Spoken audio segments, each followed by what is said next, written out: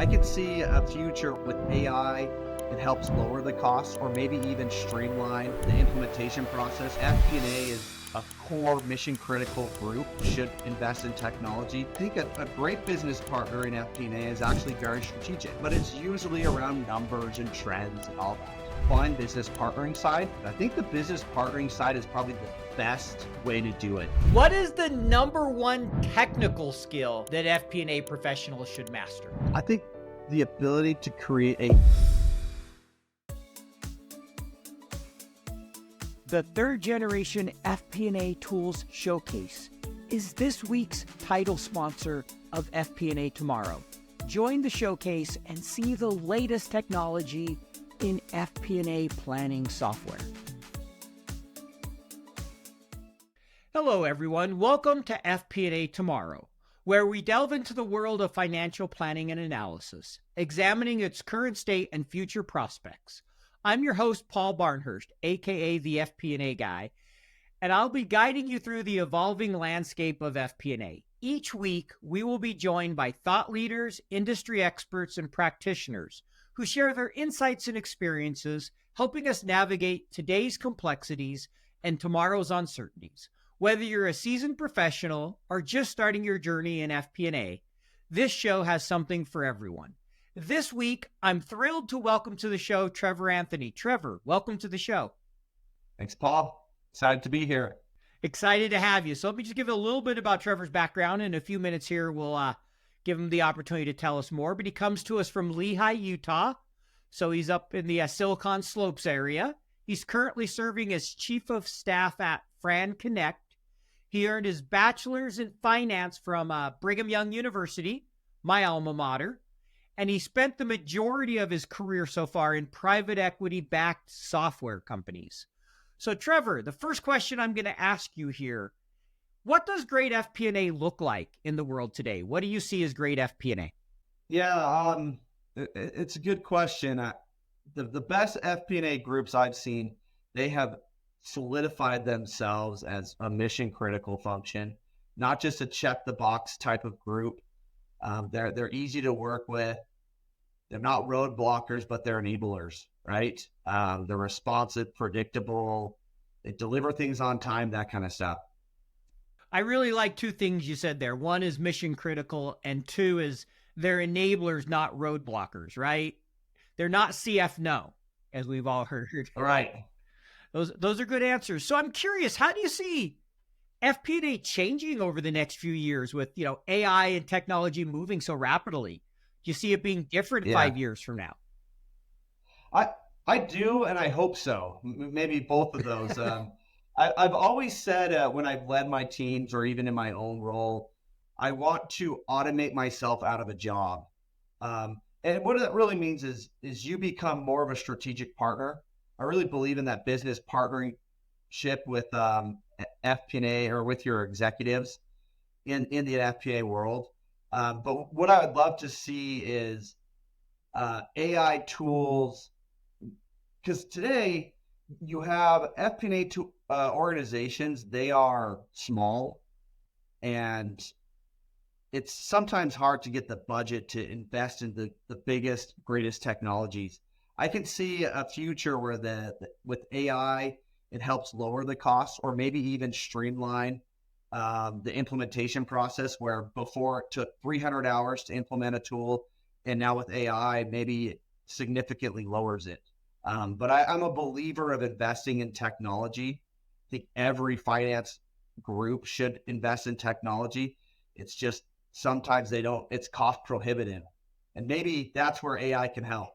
Yeah, let's hope so. I mean, I definitely know finance is often the last department to invest in itself because they're looking at it saying, hey, I can get bigger returns elsewhere, often as being the stewards of the capital. And so it's a challenge. And if that cost can come down, it definitely makes it easier to invest. So let's hope, AI really does drive continued automation and improvement in finance, because today we all spend too much time manipulating data. For sure. So why don't you tell our audience about yourself, a little bit about your background and what you're doing today? Yeah. So I started off my career at a small mergers and acquisitions advisory group. Our primary client was often private equity groups, so we were introducing private equity groups to privately held businesses, or we'd get to know a business owner and we'd introduce them to a private equity group or a strategic buyer. Did that for about 5 years, and then I actually transitioned from that into your traditional FP&A roles. Like you mentioned earlier, most of it has been at private equity backed software companies or venture backed tech companies where I've led the FP&A team. I've been an FP&A business partner, and then somehow along the lines, and we'll go into more details, I got this chief of staff role. And I'm actually on my second stint of chief of staff at a company that's actually headquartered in Washington, D.C., but I'm remote here in Utah, so I travel out there. But yeah, chief of staff at software private equity backed company. Great. And that's one of the things that I thought was really interesting to have you on as a guest is kind of talking a little bit about how that came about, maybe how FP&A prepared you for it. And we'll definitely dive into that more as we get into the interview. But first, I want to ask you a question. You mentioned you started your career in M&A, dealing with both buy and sell side transactions. How did that help prepare you for an FP&A role? What did you take with you from that experience when you went into your first FP&A role? Yeah, a couple of things. First and foremost, part of that role was I would sit down with the business owner and have to intimately understand their business, their financials, not just the financials, but financial was a key part of it. And I'd have to anticipate the questions I think a private equity buyer might ask them, and then be prepared to address it. And so that almost was like the beginning of what I'd call a business partnering relationship. And then on the flip side, I got to know the private equity world really well. I got to know what they're looking for, how they value businesses, what makes a business valuable to them, why would they invest? And then, they come with thesis of how they grow a business, how they make it profitable. The other thing that I got really involved in is these business owners had I'd say less sophisticated way of managing their business. So they'd send over like a PDF of their financial statements, and I'd just get very messy financial data, and I'd have to make sense of it. I'd have to put it together, clean it up, and present it back to the business owner or the private equity group. And I found like it was such a natural transition to go into FP&A because that's what you do in FP&A. You take something that's messy and ugly and you make it look nice. There is a lot of truth to that. You're trying to pull all that data together and find some insight or drive some value from something when you start that's often a complete mess, for lack of a better word, right? Right. So I like that. So I can see where that definitely helped prepare you for FP&A. So I'm curious, you did FP&A for quite a while, and then you ended up as the chief of staff, and this is your second time being chief of staff. So first, how did that come about? Like, how did you end up becoming a chief of staff? Why did you pick that role when you had been in FP&A? So maybe a little bit of that backstory. It's kind of an interesting story, but at one of the companies where I was the business partner for an executive, and I worked underneath that executive, I would say like a mini CFO Sure. or even a mini chief of staff then. Yep. And I was with him for about 4 years. And then a few years later, he actually left that company and became the CEO of another software company. And him and I just regularly would catch up, would go to lunch or whatever. And I was telling him how I had left that prior company. I was actually leading the FP&A team in another tech company. I was telling about all the things I implemented, the software tools we implemented, the processes we created. And he just said, "Hey, I want you to be my chief of staff." And to make a really long story short, I was like, "No, that makes no sense. I don't know what a chief of staff is. Is that like an admin role?" But then he actually had me interview with board members. And I'm like, "Oh, wow, this is a big deal. Like I could get interaction with the board of directors. I could get like in the trenches with our private equity owners." And I took it. And that's how I got into it. And it was a really fun, awesome experience for me. Yeah. So what was your kind of favorite part of that role of chief of staff? What did you like about it once you got into it and realized it wasn't just an admin role? There's so many projects that a CEO can't necessarily lead or be involved in, but they're really important. And that's often what I've done, where they say, "Hey, we want like as an example, we wanted to better understand a segment in our industry if we should invest more in it, make more hires, hire more salespeople. What does the industry even look like? How many, what's the TAM look like? What's the market size? What's our current penetration of that?" And I did a full P&L analysis and presented that back to our CEO, or even broader, our board of directors, on what we believe we should do to go after that market. And we didn't have someone who could just naturally lead that. And that's what I did. And I did a lot of those things. Also I've always gotten involved in M&A. I've led the corporate development side, and that's a ton of fun, looking at prospective companies to acquire. That was a big part of my role in my last company. And then also we did sell the company. And I was intimately a part of that process, which was a ton of fun also. Great. So it sounds like you've done a lot of different things in the chief of staff. You're kind of wearing a lot of different hats and really helping be an extension of the CEO on different projects and strategic initiatives to kind of analyze those, make recommendations, see if they make sense. Yeah, that's right. No, it sounds like a great role. And how did FP&A prepare you for that role?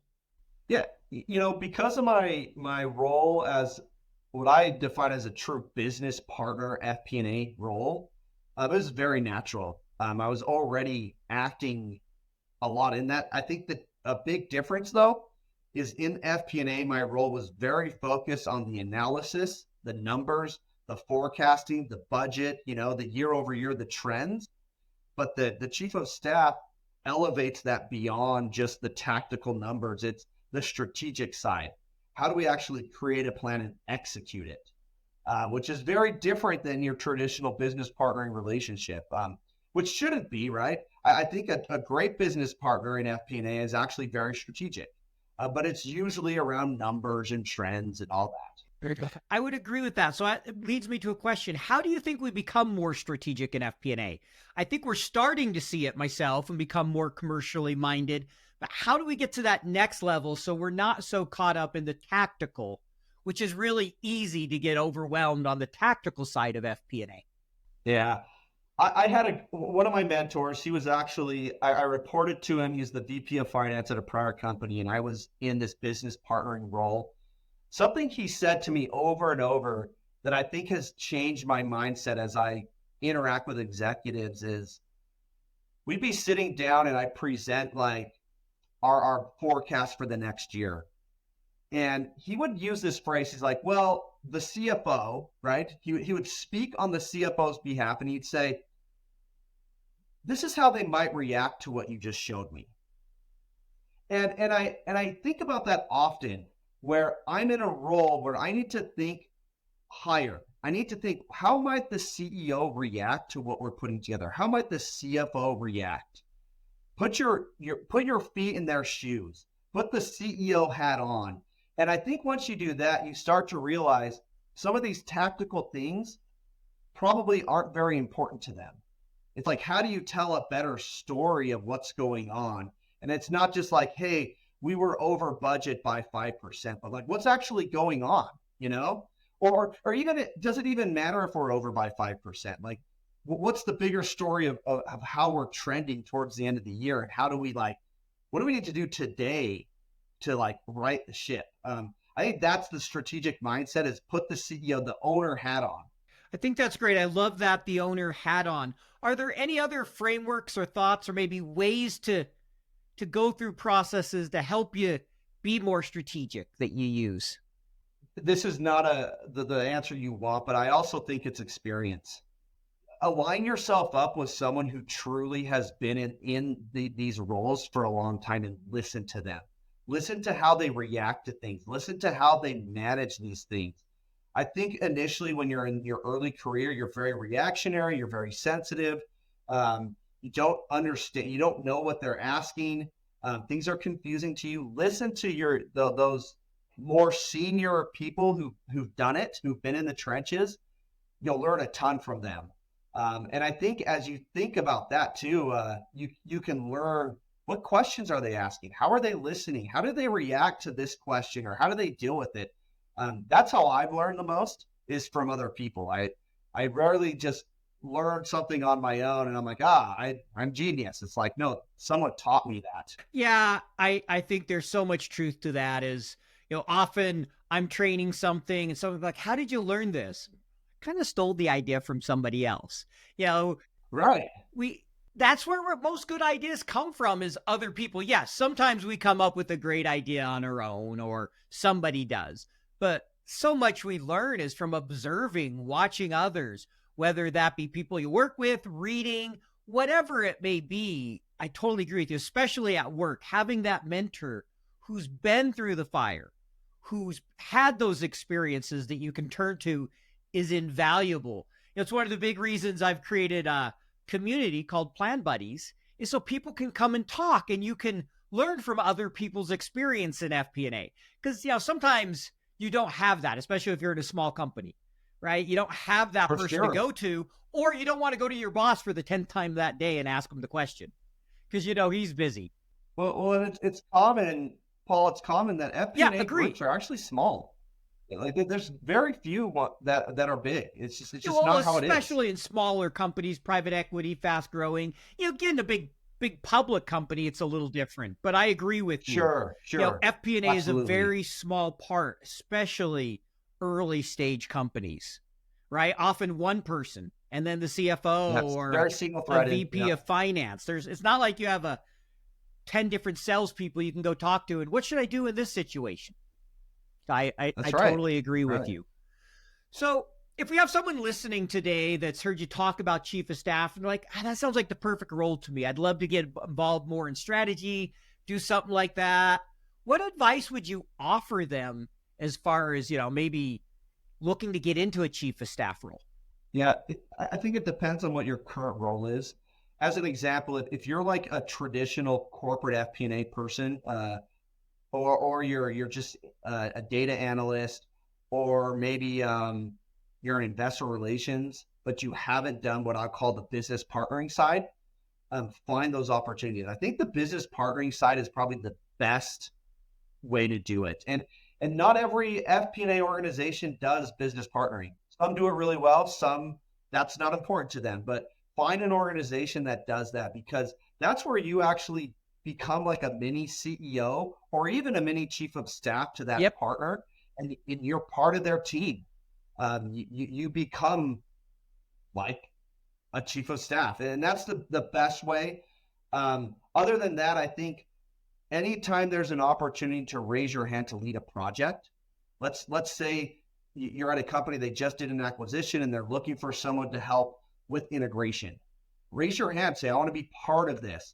And even if you're just on the side, but someone else is leading it, you can see how they're leading an integration, leading a project.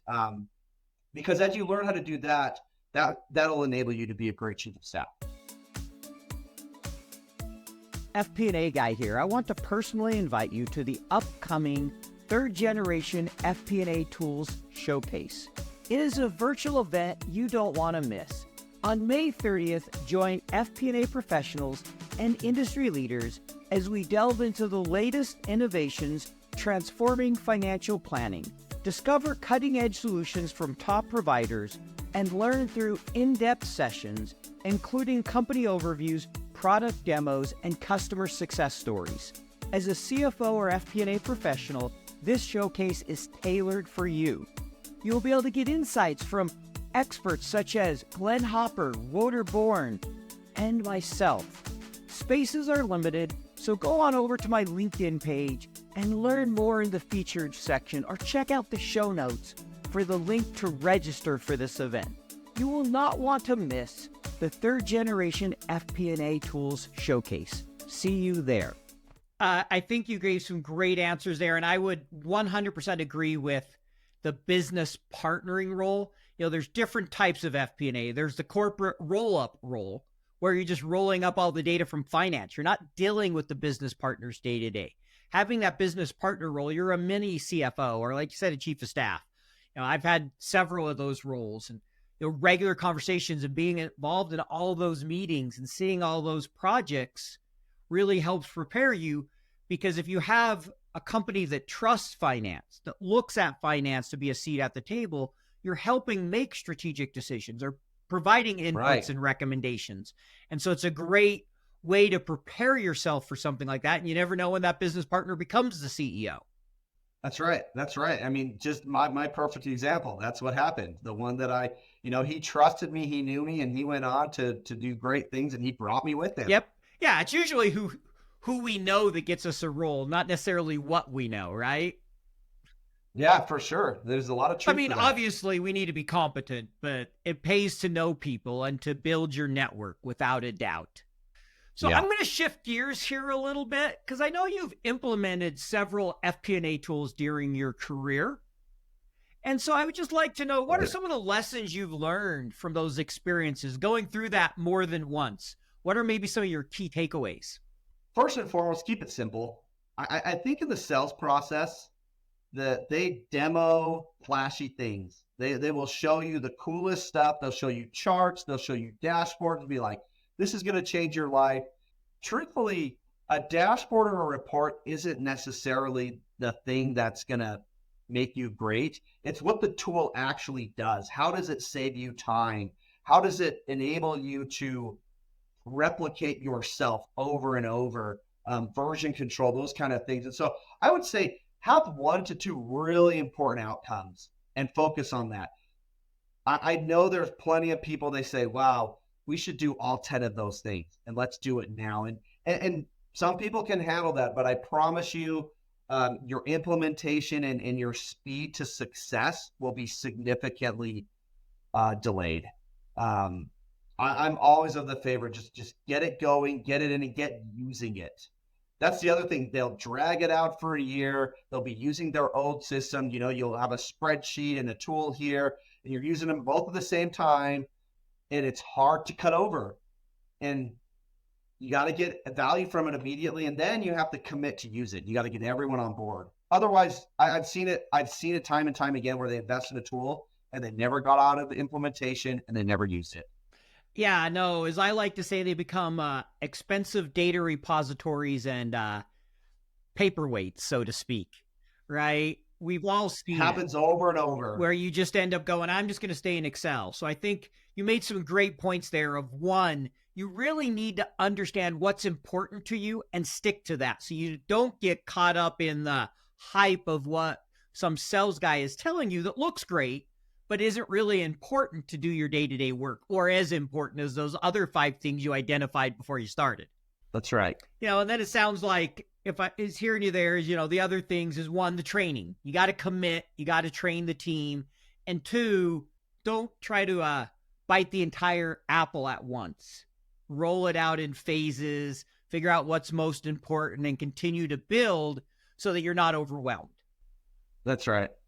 No, it's great advice. Any maybe experience you can share from the different tools you implemented? Maybe something that went well, or any kind of real horror story that you've had?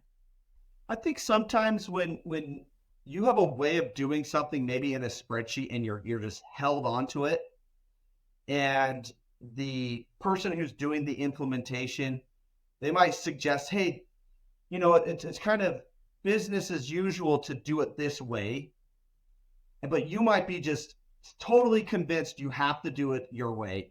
I think being willing to listen to them and maybe cater to, like, hey, it's okay to do it their way.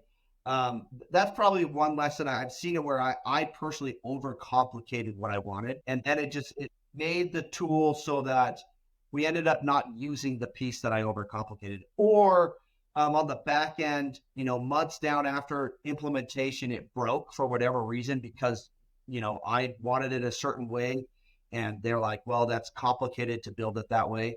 Horror stories have been where, after implementation, for whatever reason, someone deletes data. That's always a scary thing, where you spent a lot of time loading data a certain way or getting it in a certain format, and for whatever reason, someone mistakenly pushed the wrong button. So That's where I've learned with some of the tools, you can lock things down at certain periods so that people can't edit. That's like the beauty of some of these tools is you have these version or permissions. Yeah, when you're telling that horror story of data being deleted, I still remember we had received this template from corporate that we were supposed to use for our plan, and it was built in such a way that you could just override everything that was in there. And so we loaded just certain line items within different countries' P&Ls because that's what we manage. So what happened is they'd go in and override them all the time. So we had to figure out how to lock them, and got to the point where my boss had a file every night where he would download everything to see what our numbers were at the end of the day and then compare it the next morning to figure out, who had changed numbers. It was a nightmare because things weren't locked properly. And so I'm with you on that. You got to make sure you protect the data in the right way. Other it just becomes a nightmare. So next couple questions, I want to ask you a little bit about private equity, because I know you spent a lot of time with private equity. So what do PE companies, from your experience, expect from FP&A teams? How can FP&A teams make sure they're meeting the needs of the private equity investor? And it always depends, like your very first question of like, what does a great FP&A team look like? When you're in an organization that FP&A is a core mission critical group, the private equity group will expect, and they look to FP&A as the source of truth.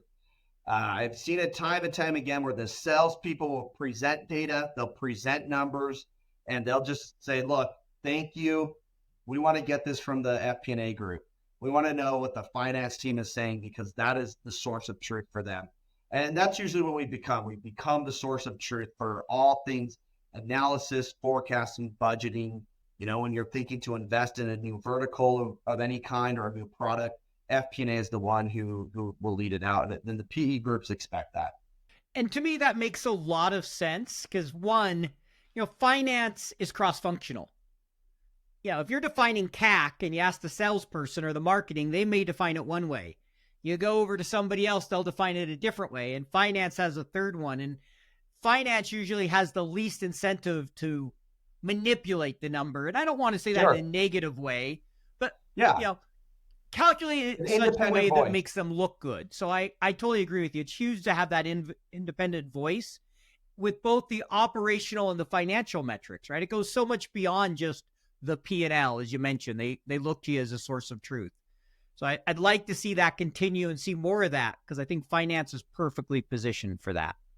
And so next question you have when you talk about, kind of PE and what they expect, what are the type of reports that you're typically seeing that maybe PEs focus on that you wouldn't necessarily see in a non-PE company, or how are they different in that area?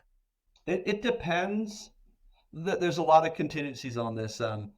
I've worked at various stages of size of companies, or even where they're at their maturity of investment, or even the intent of how they're growing. But the more mature ones, they have a very robust, what I'll call monthly reporting package that is lengthy. You could have a spreadsheet that is 100 tabs on it. Because they want intimate details of P&Ls, of geography P&Ls, product P&Ls, or even segment P&Ls, the sizing or how you group. That can happen. They'll always, what's interesting is they'll ask for those level of details. Often you don't have it. You don't know how to get it. You don't know how to present it, but they'll ask for it. And then you'll start presenting it and they'll be okay. They'll be sad. They'll stop asking the question, saying, well, we're not sure the CAC in this makes sense. Do the analysis on it. And then you do it. They're like, okay, we like it. That's pretty common. They're always asking to maybe look at something different or a different light or a different, as you're thinking about forecasting, they want to see different versions of forecasting. Something I have seen, Paul, is they all want to see it in PowerPoint. They all want to see, a PDF of your monthly reporting. I've seen where people try to, enable them to look at like a dashboard somewhere. They don't want to see a dashboard. They want it in a PowerPoint, easily presentable that way. Good to know on that one. And I appreciate you sharing a little bit more there and how it's different. But I know from my experience, we were a pretty large, mature company when we were taking PE, and definitely when they started rolling out all their month-end decks, they wanted a ton of information. So I know what you're talking about. And also, once you're able to get them comfortable, if you're growing, you're hitting your numbers, I've found they're much less likely to dig. But if you're really struggling on your numbers, they're all over you. Yeah, they'll show up. They'll come physically into the office and start talking to you when things don't look as good. Yeah, so the best advice is give them what they want, hit your numbers, and it will go smoother, right? That's right. If it was only that simple all the time, but if only. So I'm curious, what advice would you offer to someone listening who maybe just had their firm acquired by a PE company? How do you manage that transition? Because I know it's a scary one for a lot of people. Yeah, I'd first say just get ready to learn. These are some of the brightest minds. They come with years and years of experience in investing. Typically, and my experience is I work with private equity groups who spent decades investing in software companies. They live it, they breathe it, they know what great looks like, they know how to analyze it. They will come with a thesis of why they acquired that business, whether it's rethinking your pricing strategy, a new product to develop. They'll come with a thesis around M&A, like, hey, you have all these products, but your competitors have these ones. Let's go acquire some of them. They'll also come with ideas on how to win against the competition. And guess what? All of that requires data analysis. That requires the finance team to get ready to do analysis you've never done, or to rethink how you're presenting data. And my advice always is be responsive to them and manage their expectations. You can say no about something. You're allowed to say, we will get to that, but let us get to you next month. Sometimes we're too excited. We're like, yes, we'll give that to you all today. And all of a sudden you got a team that's completely burned out because they spent so much time redoing the reporting package. But they are also very willing and listening to how you operate, and they can respect that. I agree. They definitely do respect that. And I can still remember, one experience where they asked for all kind of data and I looked at them, I said, it's not doable. Systems don't allow that today. We don't have it. We'll start working on it. And it took me about a month. And it was just really understanding our product margins, because this was a company that just had done a ton of acquisitions. And so had a lot of outdated systems that had never been integrated. And it was just, the descriptions were all wrong. So it's like, okay, which product does this actually really relate to for this bill? And, it took months, and it was still funny. I showed it to the product people and they're like, we've been asking this for years. We've never even seen this. And, it was probably 80% right, directionally correct, but it was the best we could do. And, they really appreciated it and helped us. Hey there, it's your host, the FP&A guy. And today I'm thrilled to talk to you about Plan Buddies, where professionals meet excellence. This isn't just any community. It is a community ran by and for planning professionals. At Plan Buddies, we're all about fostering connections, sharing knowledge, and providing mentorship among FP&A experts. Ready to elevate your career? Visit plan-buddies.com and become a member today. And here's a special treat. Use the promo code the FP&A guy, that is the FP&A guy, for an exclusive 25% discount on your first year membership. You've described a scenario that's actually very common, where you have where they do these acquisitions, they mash them together, they have different systems, different data. It's hard to put it all together and present it, but they'll want it. And then the people, just as you described it, the product people are like, this is amazing. Why haven't we had this? It's like, well, this is hard to do. Yeah, exactly. Yeah. I'm speaking to the choir in the sense that you've seen that more than once. So We're going to move into what's called our rapid fire section. I have 5 questions for you. You get no more than 15 seconds to answer the question. And then at the end, if you wanted to elaborate on one or two of the questions, you can go ahead and elaborate. So we're looking for just kind of short, quick answers here. What is your favorite thing about Excel? Power Pivot. I love Power Pivot. I have not had that answer before. I like it. What's your least favorite thing about Excel? It still doesn't do well with large files, complex formulas, and trying to share it with people. It gets clunky.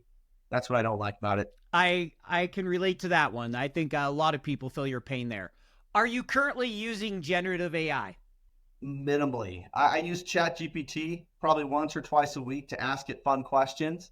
And sometimes I put in things about work in there. Got it. What is the number one technical skill that FP&A professionals should master? I think the ability to create a clean financial model. And I know you know what I'm talking about. A clean financial model, not overly complicated, not, no copy and pasting values like formulas. I hear you. A clean, well-designed model that follows some best practice principles versus you get the model with hard codes everywhere and inputs all over the place. And you're like, where do I start? This thing is a total mess. Exactly. So I hear you. What's the number one soft skill for FP&A professionals? I have two, but I'll give you my number one. You can do two. Go ahead. I'll let you. The first one is dealing with ambiguity, especially when you're working with senior leaders. They constantly vaguely describe things, and you as the professional need to understand what that means. And guess what? That takes experience and time. That you don't just one day figure that out. That's hard to do. And my second one that I want to highlight is that anyone can do, is just showing urgency and being responsive. Someone emails you, hey, what's going on with this thing? Send them a note right back. Anyone could do that one. The first one, dealing with ambiguity, I think takes maturity and time. I would agree. And I'm going to add one thought when you said, responding back quickly. I still remember I had joined a new team and, I'd come to learn they had a reputation for not being responsive. And I think one of the VPs had told me that. And about 6 months in, I remember I was in a meeting with him and just one other person. He made a comment about how the team wasn't very responsive, but he immediately turned to me as like, present company excluded. Like, because I had made it a point to respond quickly, especially since I had been told that's an issue from this team. Yeah. Right. And so I really made a point of saying, I'm going to make sure I do that. And people notice when you're responsive and you really show that initiative. It will be recognized. They value it. They're like, wow, he cares. This person cares about what's going on. And anyone can do that. That is not a secret skill. It's easy. FP&A guy here, and I want you to join me this October in New York City. There's going to be the Finance and Accounting Technology Expo. Connect, explore, expand. This is going to be all about technology for the Office of Finance. This is an event you do not want to miss. Be there with me in New York City and listen to industry experts share their thoughts about technology and finance and see the latest tools out there that can make your lives easier. This event is from October 28th to October 30th. If you want to go ahead and register for this event, go to strategiccfo360.com/fate. That's strategiccfo360.com/fate. Use the code ASY469. That is ASY469 to register for free. If you do that in the next few weeks, you'll be able to join me in New York at no cost. See you there. 100% agree. So this next section is our Get to Know You section. We got 4 questions for you here where we get to know you a little bit better.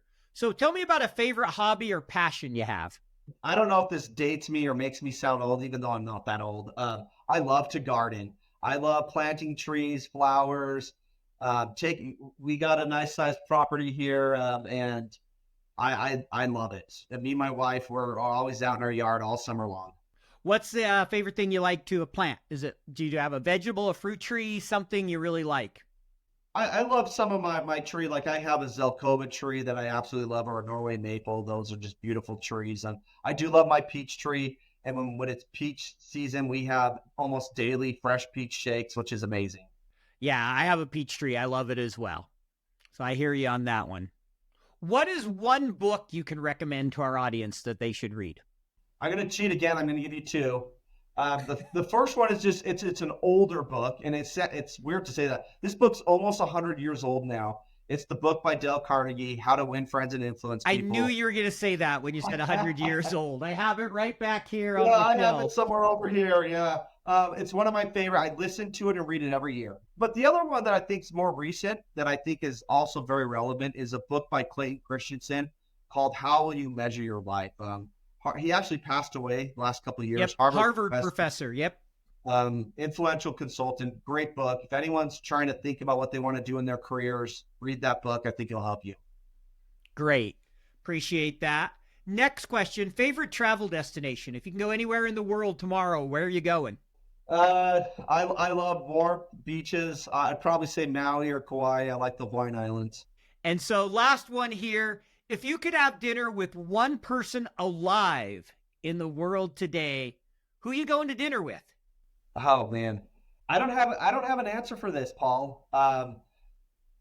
My experience has been every time I sit down with like a business owner or somebody who has just great experience, I love to pick their brain and ask them questions of what made them successful. So maybe maybe a Warren Buffett. Maybe there's my answer.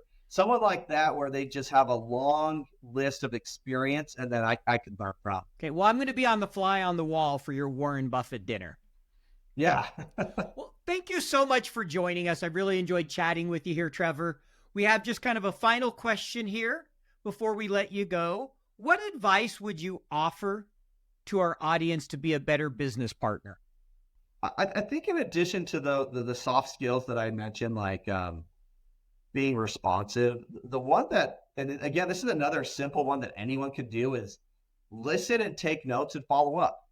I've seen time and time again, I'm sitting in a meeting with people and they're not taking notes and they're asking them really important things and there's important follow-up, like just take notes and then email them back. These are the notes I captured. This is the follow-up and I'm going to do this by the end of the week. Really simple, but it's like amazing when anyone does that. You're like, wow, these guys really care. So I'd say the other one is instead of like Paul, you mentioned, and we don't have that data. We don't have, instead of starting with no, start with yes. Finding ways to actually solve someone's problem. We're so quick to say, oh, we can't do that. It's impossible. It'll take too much time. Start with yes. Try to figure out how you can get that data or how you can present it. 100% agree. It's a change in mindset. If you're always starting with that yes, or as one of my friends always says, I haven't done that yet, which is the mindset change. Like when someone says, oh, I could never be good at that, he'll say, you're not good at it yet. Just to make them think that I can learn how to do that. And so I think it's about mindset, and it makes a huge difference. And it's not, like you said, it's not something that requires experience. It requires effort. That's right. So thank you so much for joining us. We'll put your LinkedIn profile in the show notes, so if anyone wants to contact you. But really enjoyed chatting with you today, Trevor, just learning a little bit about your experience, and wish you the best of luck in your current role and your career as you go forward. Thanks again for joining us. Thanks, Paul. It's been great. Thanks for listening to FP&A Tomorrow. If you enjoyed the show, please leave us a 5-star rating and a review on your podcast platform of choice. This allows us to continue to bring you great guests from around the globe. As a reminder, you can earn CPE credit by going to earmarkcpe.com, downloading the app, taking a short quiz, and getting your CPE certificate. To earn continuing education credits for the FPAC certification, take the quiz on Earmark and contact me, the show host, for further details.